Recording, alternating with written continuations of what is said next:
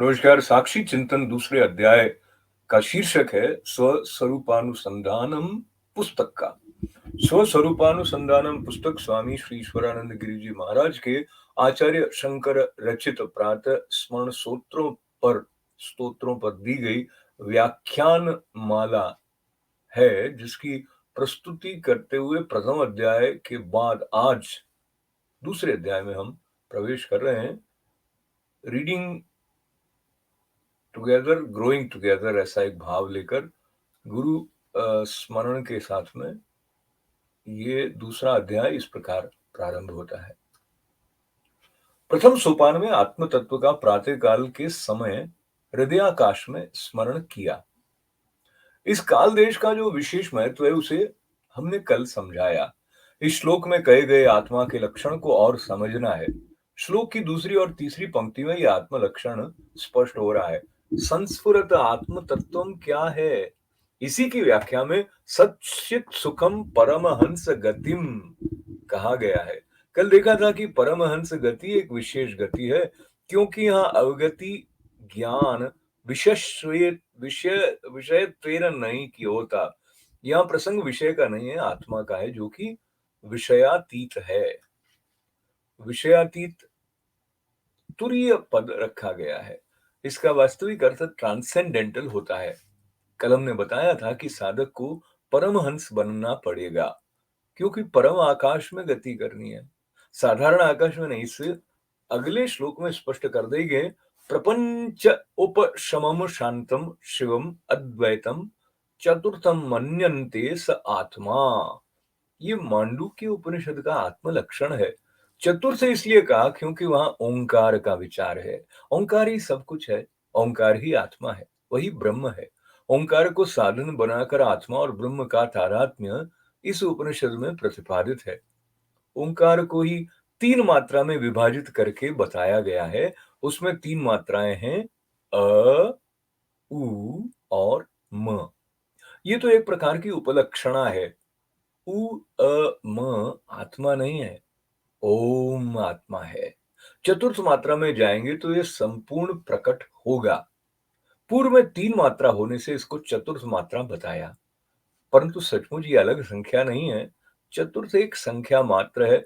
कोई भी शब्द कहो वो सीमित काल देश में ही होगा, यहां ऐसा नहीं समझना है। ये आत्मा तीनों अवस्थाओं में ओतप्रोत है और उससे अधिक भी है, उसका आधार भी है, इसलिए तुरीय शब्द रखा। इसे पुरुषोत्तम रूप से हम तीसरे श्लोक में देखेंगे। एक क्षर पुरुष है, दूसरा अक्षर पुरुष है।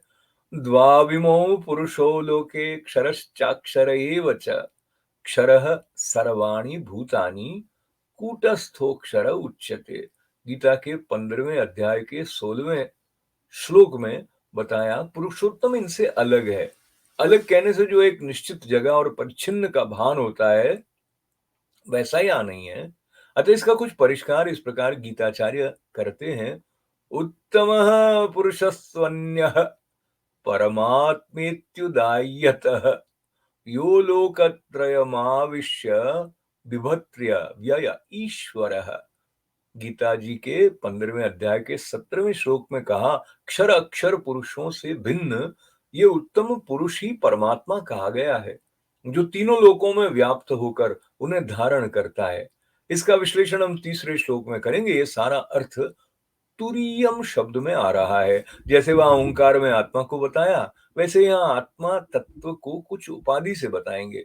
इसलिए यत स्वप्न जागर सुषुप्तम वैति नित्यम ऐसे कहा गया। वेदांत में दो प्रकार के लक्षण माने हैं, एक स्वरूप लक्षण है और दूसरे तटस्थ लक्षण है।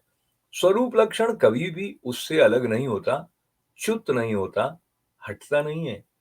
तटस्थ उसके पास है, जिसको लेकर उसको पहचान सकते हैं। Not participating in the nature of that object yet capable of indicating that object. जैसे किसी ने पूछा देवदत्त का घर कौन सा है, पूछने पर कहते हैं D113 धर्मयुग सोसाइटी अहमदाबाद। ये स्वरूप लक्षण है। आत्म प्रसंग में सच्चित सुखम ये स्वरूप लक्षण है। ये आसानी से समझ में नहीं आता, इसलिए तटस्थ लक्षण लेना पड़ेगा। जैसे घर के पास जाकर पूछते हैं, देवदत्त का घर कहाँ है? तो किसी ने कहा, काकवत देवदत्त गृहम, वो कौवा बैठा है वही घर है। ये तटस्थ लक्षण है। कौवा एक उपाधि है जो हमेशा नहीं रहती, पर तत्काल में ज्ञान करा देती है। ऐसे ही आत्म परिचर्यार्थ कहा जाता है। आत्म तत्व स्वप्न, जागृत, सुषुप्ति में है। इसी को लेकर संवित का लक्षण भाष्यकार ने मनीषा पंचक में किया। जागृत स्वप्न सुषुप्ति तिषु स्फुटतरा या संवित उज्जृंभते। जो जागृत, स्वप्न, सुषुप्ति में अपना प्रदर्शन करता है, रोज अनुभव में आता है, वो आत्मा है। जागृत का मतलब पदार्थों का भान होना, उनसे व्यवहार करना। काम करते-करते थक जाते हैं तो सो जाते हैं, सीधे नींद नहीं आती है, पहले सपना आता है। हर बार हमें इस दौर से गुजरना पड़ता है, सीधा गहरी निद्रा में नहीं जाते, प्रायः स्वप्नों पर हम ध्यान नहीं देते। जागृत में भी खाते हैं, पीते हैं, चलते हैं तो कहाँ ध्यान देते हैं कि कैसे चल रहे हैं, कितनी बार पाँव रखा गया। ये प्राकृतिक प्रक्रिया है, जो साधक है, उसके लिए ये संवित का उज्जृंभण होगा। ये संवित का प्रकटन है। संवित अपने आप को चैतन्य रूप से प्रकट कर रहा है। जड़ वस्तु की ये 3 अवस्थाएँ नहीं होती हैं। चैतन्य दृष्टि रहेगी तो हमें मालूम होगा कि जब इंद्रियों का प्रयोग करके विषय को पकड़ते हैं, समझते हैं, उस अवस्था का नाम जागृत है। इंद्रियेह अर्थ उपलब्धि ही जागृत। इंद्रियों के द्वारा विषय की उपलब्धि होना, ये जागृत लक्षण किया। शब्द, स्पर्श, रूप, रस और गंध। प्रपंच में ये 5 ही विषय हैं। इनके लिए चक्षु आदि 5 ज्ञानेंद्रियां हैं। इंद्रियों के द्वारा अर्थ को पकड़ने की प्रक्रिया जब बंद हो जाती है, तब बिना इंद्रियों के ही अर्थ से संपर्क होता है। इसका नाम स्वप्न है। बिना इंद्रियों के उपलब्धि है, इसका मतलब कल्पना मात्र हो रही है। पश्चिमी देशों के लोगों ने स्वप्न को बहुत महत्व दिया, परंतु स्वप्न सत्य भी हो सकते हैं, असत्य भी। मन जागृत में प्राप्त अर्थ को संस्कार में परिवर्तित कर सुरक्षित रखता है। जब इंद्रियों का मार्ग बंद हो जाता है, तो वो अर्थ का चस्का पूरा करने के लिए उन संस्कारों को लेकर खुद ही संसार पैदा कर देता है। उपनिषद में वर्णन है, वो अपना रथ बना लेता है, मार्ग बना लेता है, शहर बना लेता है और विहार करता है। आत्मा की ये ताकत स्वप्न में प्रयुक्त है। संवित दृष्टि से तो जैसे जागृत में जानने की ताकत है, उसी प्रकार स्वप्न में भी सृष्टि करने की ताकत है। जागृत अवस्था में यदि आपको वृद्ध व्यक्ति की नकल करने को कहें, तो आप ठीक तरह से नहीं कर पाएंगे, परंतु स्वप्न में वो ताकत है कि आप उस तरह का अभिनय अच्छी तरह कर सकते हैं। मन द्वारा जब इस प्रकार का प्रोजेक्शन बंद हो जाता है, तब एक गहरा अंधेरा छा जाता है। वहां मन इंद्रियों की कोई प्रतीति नहीं है, कोई भी प्रतीति नहीं है। वो अवस्था सुषुप्ति है। ये कैसे मालूम चलता है?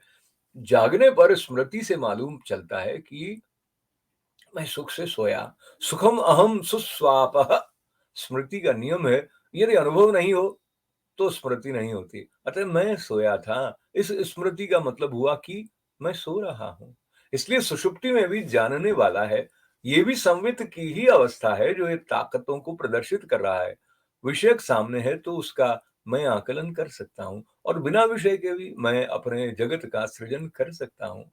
सृजन की ताकत को भी हटा देता हूं तो अपने आप का आलिंगन करता हूं, आनंद से रह सकता हूं। उससे कोई मुझे वंचित नहीं कर सकता।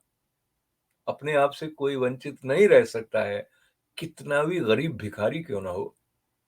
यही तो शिक्षा अलेक्जेंडर को उस महात्मा ने दी थी। आक्रमणकारी राजा एक भारतीय ज्ञानी पुरुष को पकड़कर ले जाना चाहता था, तो महात्मा ने कहा, मैं नहीं जाऊंगा, मैं तुम्हें मार दूंगा। तो वो हंसते रहे, मेरे को मार नहीं सकते हो। वो विचित्र था, डरता नहीं था। अलेक्जेंडर ने उन्हें खंबे से बांध दिया, धूप में दिन भर रखा, रात में उनके सामने खूब खाए पिए, मस्ती किए, उनको कुछ नहीं दिया। देर रात में अलेक्जेंडर सो गया। सुबह उसने महात्मा से पूछा, अब बोलो, कैसी बीती रात? महात्मा ने कहा, कुछ तुम्हारी जैसी, कुछ तुमसे अच्छी। अलेक्जेंडर ने पूछा, ये कैसे? उन्होंने कहा, तुमको नींद न आई, तुम्हें कुछ मालूम नहीं चला, सुख आया, मुझे भी नींद में वही सुख आया, इसलिए तुम्हारे जैसी भी थी। बहुत कुछ तुमसे अच्छी भी बीती, क्योंकि नींद आने से पहले तुम इधर-उधर देख रहे थे, कोई खाना लाता तो उससे संदेह पूर्वक देखते कि उसमें कुछ मिलाया तो नहीं है। तुम व्यग्र रहे, पर मैं शांत रहा, तुमसे अच्छा रहा। सुषुप्ति सबके लिए बराबर है। उपनिषद कहते हैं, सुषुप्ति में सब एक हो जाते हैं। सिंहो वा व्याघ्रो वा सर्वे एकी भवन्ति। मच्छर की सुषुप्ति और चक्रवर्ती सम्राट की सुषुप्ति में कोई अंतर नहीं है, क्योंकि फर्क करने वाली विशेषता वहां चली जाती है। यह स्वरूप लक्षण के अर्थ की व्याख्या हो गई। सत की व्याख्या जागृत चित्त की स्वप्न और सुख की सुषुप्ति। कोई चीज है तो पता लगा सकते हैं, मालूम कर सकते हैं। जो कोई चीज है ही नहीं तो उसको कल्पना से अपने आप में प्रकाशित भी कर सकते हैं। चैतन्य स्वरूप को मैं स्वप्न में प्रकट करता हूं। मैं प्रकाश स्वरूप सच्चित आनंद हूं। परंतु ये अवस्था हमेशा नहीं रहती। सुषुप्ति में जो सुख है उससे जीवन सार्थक नहीं होता। श्रुति कहती है, हर हर ब्रह्म गमयति। हम सुषुप्ति में रोज रोज ब्रह्म को प्राप्त करते हैं, परंतु ब्रह्मज्ञानी नहीं बन जाते। पहले जैसे अज्ञानी होकर ही जागते हैं। यद स्वप्न जागर सुषुप्तम अवैति नित्यम, इसीलिए कहा। आत्मा जागृत स्वप्न सुषुप्ति में जाती जरूर है, पर वो ये तीन नहीं है, क्योंकि अवस्थाएं आती जाती हैं। पर आत्मा नित्य है। जागृत स्वप्न सुषुप्ति हमारे हाथ में नहीं है, चाहकर भी उनको लंबा नहीं कर सकते। ये तीनों व्याभिचारी है, चैतन्य आत्मा अव्याभिचारी है। यही मांडुक्य उपनिषद में बार बार बतलाया। ये जो तुरीय मात्रा है वो अ में भी आती है, उ में भी जाती है और म में भी जाती है। इसके बाद भी गूंजती रहती है। ये तीनों में अनुस्यूत है, समित उनमें ओतप्रोत है, उनसे अतीत भी है। ये चैतन्य स्वरूप है और ये तीनों वे तीनों जड़ हैं। मैंने स्वप्न देखा, मैं डर गया था। वहां जो स्वप्न में डर रहा था, घूम रहा था, उसको वेदांत में तेजस कहते हैं। जागृत में जो नाना प्रकार के मोह ममता से ग्रस्त है और बंधन महसूस कर रहा है, वो विश्व है। जो सुषुप्ति में आनंद से अपने आप में रहकर वापस आ गया, वो प्राज्ञ है। विश्व तेजस और प्राज्ञ सिर्फ नाम है। तुम्हारी आत्मा ये नहीं है, ये अभिनय कर रही है। वो इस विश्व रूप से जागृत में अभिनय करता है, तेजस रूप में स्वप्न में अभिनय करता है, और प्राज्ञ रूप से सुषुप्ति में सोया रहता है। इन तीनों से अलग तुरीय है, जो नित्य है वो तुरीय है। विवेक चूड़ामणि में आत्मा लक्षण के बारे में पहले कह चुके हैं। अस्ति कश्चित स्वयं नित्यम अहम प्रत्यय लंबन। ये अहम अहम प्रत्यय में प्रकट आत्मा अवस्था त्रय का साक्षी होकर आती है और तीनों को देखती रहती है। प्रातःकाल में अवस्था त्रय साक्षी और पंचकोश विलक्षण का स्मरण करो। अगली पंक्ति में इसे ब्रह्म बता रहे हैं। तद ब्रह्म निष्कलमहम। यत का अर्थ पूर्व पंक्ति में बतलाया। वही तत् ब्रह्म है, जीव नहीं है। तद ब्रह्म निष्कलमहम, वो टुकड़े होकर नहीं आता, वही मैं हूं। पंचभूत से बना हुआ, इकट्ठा किया हुआ समष्टि मैं नहीं हूं। यह अनुभूति अन्वय व्यतिरेक से स्मरण करने से दृढ़ होती है। मैं वो हूं, ये नहीं हूं, यह स्पष्ट होता है। हमेशा रहने वाला सत, हमेशा रहने वाला चित, हमेशा रहने वाला सुख, वो भी मैं ही हूं। कभी गलती से मैं मन के साथ अपने को जोड़ लेता हूं। मन के अंदर भी तो कुछ भान होता है, कुछ तो चलन होता है। उसको लेकर कभी तो अपने को मन मान लेता हूं। इसलिए उसे अलग करना पड़ेगा, तीनों से अलग करना पड़ेगा। अलग करके फिर देखो, अवस्थाएं एक के पीछे एक आती हैं तो वो प्रकृति के द्वारा आएंगे। पुरुष उसे देख लेगा, उसका अनुभव करेगा। दृष्टा रूप से उस दृश्य को अलग जानना है, ये पुरुषार्थ है। बाकी सब खाना पीना, घर बनाना, ये प्राकृतिक अर्थ है। इनमें तुम्हारा कोई पुरुषार्थ नहीं है। विद्यारण्य स्वामी लिखते हैं, देवार्चन स्नान शौच भिक्षादौ वर्तताम वपुः तारम जपतु वाक् तत्वद पठत्वाम्नाय मस्तकम विष्णुम ध्यायेत् धीर्यद्वा ब्रह्मानंदे विलीयताम साक्ष्यहम किंचिदप्यत्र न कुर्वेन अपि कारये। मैं जी रहा हूं, इसलिए शौच जाऊंगा, स्नान करूंगा, देवार्चन भिक्षा, ये सब शरीर करता है। वाणी द्वारा जप करता हूं, उपनिषद पढ़ूंगा, बैठकर भगवान का ध्यान लगाऊंगा या समाधि जन्य ब्रह्मानंद में लीन हो जाऊंगा। पर मैं कुछ न करता हूं, न करवाता हूं।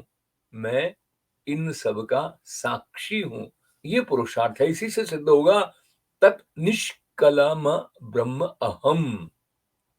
साक्षी भाव ले आओ तो साक्षी ब्रह्म रूप है, ये मालूम हो जाएगा। अभी ये मानकर चल रहे हैं तद निष्कलम हम ब्रह्म, मैं भौतिक शरीर नहीं हूं, ये भी दृढ़ करना होगा। मैं साक्षी हूं कहने मात्र से नहीं चलेगा। मैं शरीर नहीं हूं, मैं वाणी नहीं हूं, मैं भौतिक संगात नहीं हूं, ये दृढ़ करना होगा। भगवान गीता में बताते हैं, गुणा गुणेषु वर्तन्तम इति मत्वा न सज्जते कार्य कारण कर्तृत्वे हेतु प्रकृति उच्यते।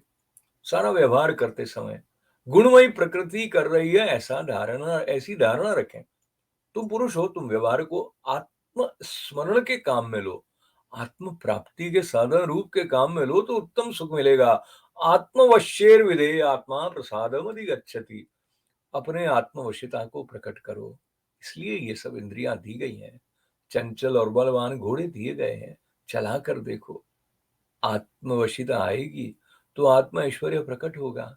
यदि प्रकट नहीं करोगे तो ये इंद्रिय रूपी घोड़े आपको खींच कर ले जाएंगे। अनुत्तम सुख का अनुभव होगा जब आत्मवशिता आएगी, जब इंद्रिय आदि सबको वश में करेंगे। यही सारे खेलों का उद्देश्य है। लोग कहते हैं play sports in sportsman spirit. खेल में भी झूठ नहीं होना चाहिए।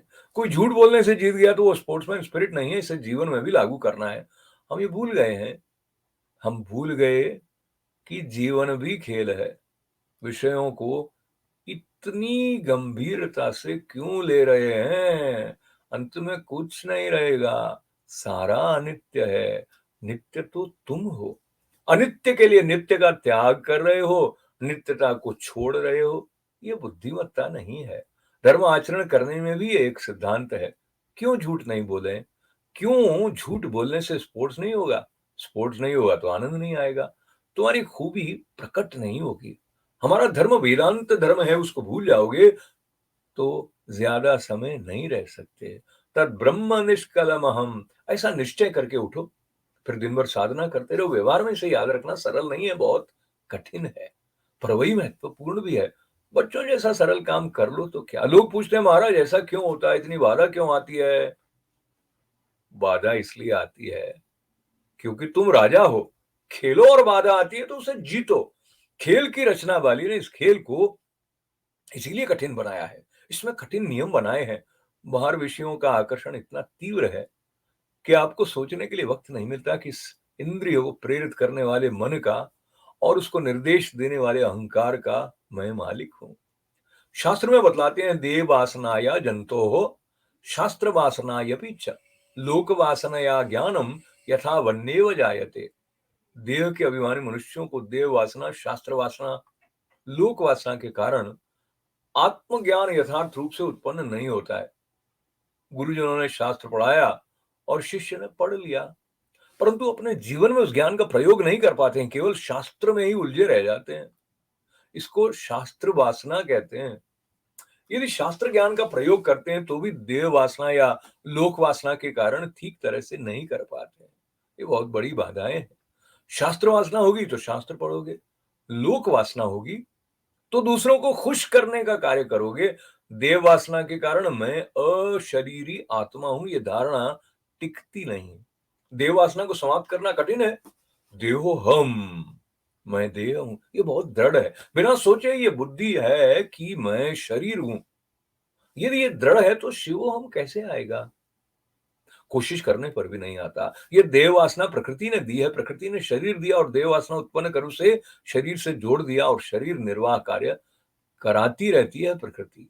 प्रकृति जानवर के बच्चे को पैदा होते ही तुरंत खड़ा कर देती है, परंतु मनुष्य के बच्चे को नहीं करती। वो जानती है किसको क्या देना है। वासना के बिना मां के स्तनों में मुंह लगाकर पीना बछड़े को नहीं आएगा।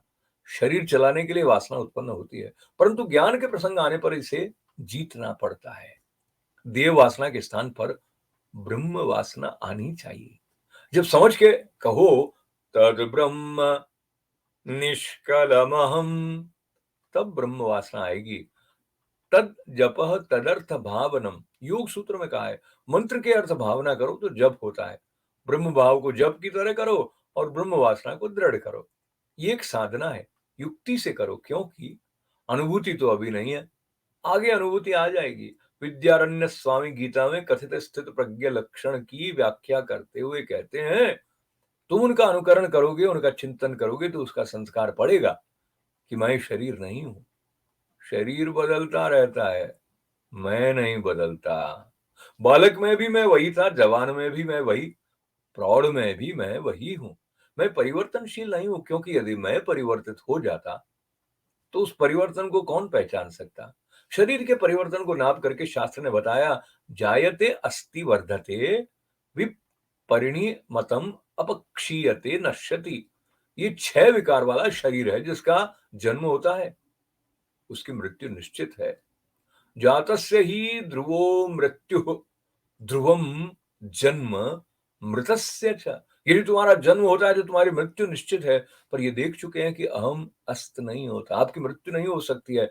याज्ञवल्क्य ने पत्नी से कहा, आत्मा अविनाशी है, क्योंकि वो दृष्टि मात्र है। और हे मैत्रेयी, कभी दृष्टि का लोप नहीं होता, दृश्य का लोप हो जाता है। शरीरम जड़ दृश्यत्वात् परिणामित्वात्, इन सब हेतु से शरीर जड़ है। मैं चैतन्य हूं, अतः अविनाशी हूं। शरीर प्रयुक्त है, मैं प्रयोग करने वाला हूं। शरीर को अपनाता हूं, शरीर को छोड़ देता हूं। इतनी छोटी सी बात सबको समझ में नहीं आती, इसलिए भगवान ने गीता में शुरू में ही कहा कि शरीर तो कपड़ा है, इसमें अहम बुद्धि कैसी।